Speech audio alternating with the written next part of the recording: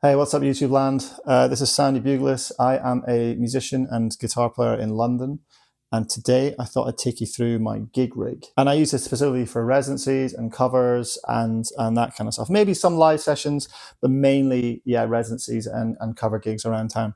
So it's built in a kind of fairly compact kind of way. It's pretty portable. So I'll walk you through all of it. So it is like an ampless setup. Again, just all about that portability and being able to kind of just like plug in and go. We have a Dream 6.5 on here from Universal Audio. That is like the amp in this context. And I tend to use Cory Wong's preset, the clean preset that you get with the app. That comes with the pedal, and that provides a really nice kind of clean bass line. I will add a bit of reverb to that preset, but that just provides a really nice kind of clean bass line sort of sound, which you can then add your pedals to.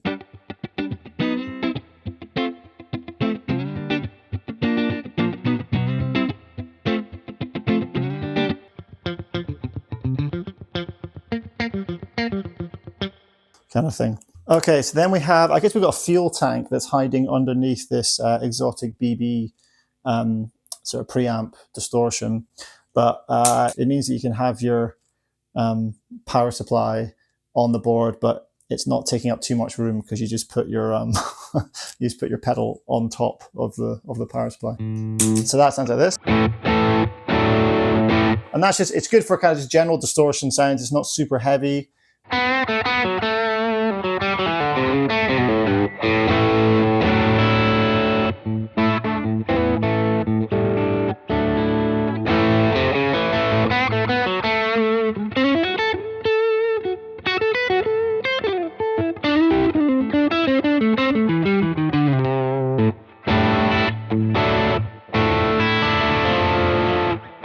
But yeah, so the BB is nice. It's just a kind of cool, nice, usable distortion, pretty warm, not too crazy in terms of the sound. It's not too noisy either.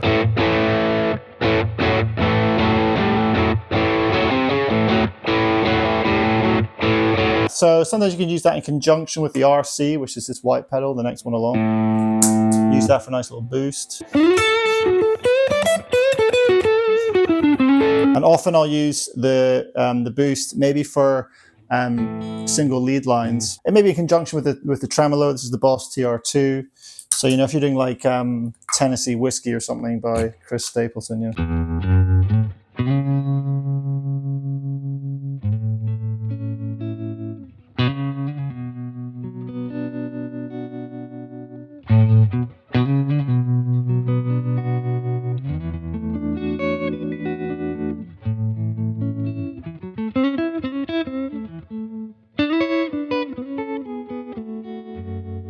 And actually, to be honest, I mainly use this for Believe by Cher. You know.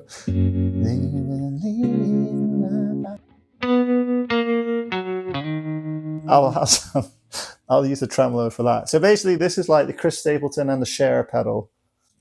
The Dream 6.5 actually has tremolo within it, but you know, when you've got the pedal there, it just makes it easier to turn it on and off. Okay, then we have a Phase. Again, I like having this on my board, but I mean, I'm not exactly doing any kind of Pink Floyd kind of stuff, you know? So I'll use it in like, for like Bill Withers' Lovely Day, you know?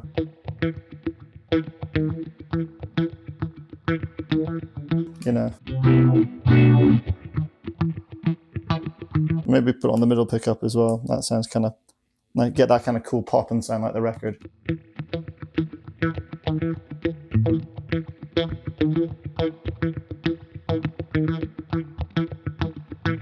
Sometimes I put the Phase on, maybe like with tunes that don't necessarily have it, but it can add a kind of cool kind of color. Like sometimes for Don't Stop Me Now by Queen, that kind of...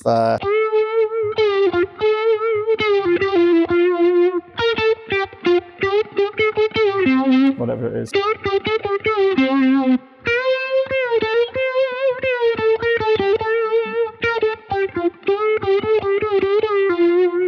Or whatever the part is. You know, it does have a kind of, I don't think Brian May's using a phaser in that tune, but adds a kind of cool color. Anyway, yeah, I guess we've got the MXR Carbon Copy. So I guess we've got two MXR pedals on the board, the phaser and the Carbon Copy. Obviously, we all know what a delay does. You know, maybe I'll use that sometimes, maybe with the RC, and then maybe with the CH1 Super Chorus. You know, you can do some nice kind of police stuff. Maybe like a...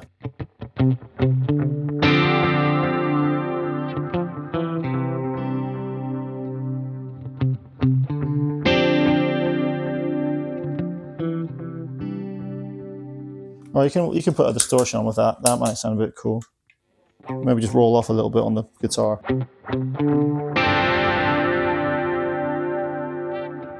You maybe like message in a bottle, that kind of thing as well. Yeah.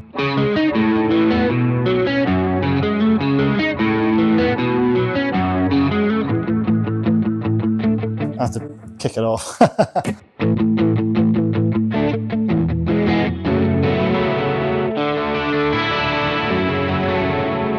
But yeah, and the chorus can be really nice actually. If I put on the clean sound again, it can be nice for some chic stuff. And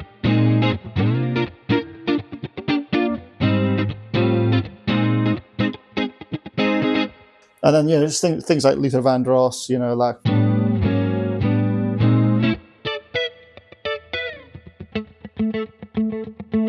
Maybe like Rock With You, stuff like that.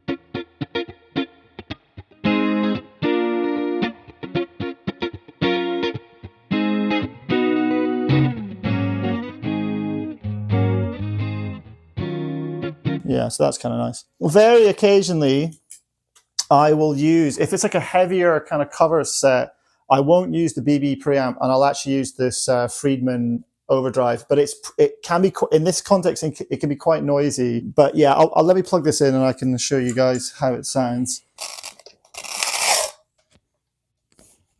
With these like more intense distortion pedals, sometimes you might need like humbuckers to kill some of the hum.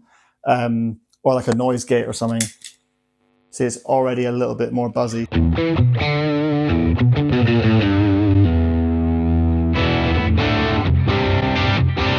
So you might use this for, you know, you can put a little delay on alongside it, maybe a bit of chorus. So you can get more of those kind of 80s sort of sound.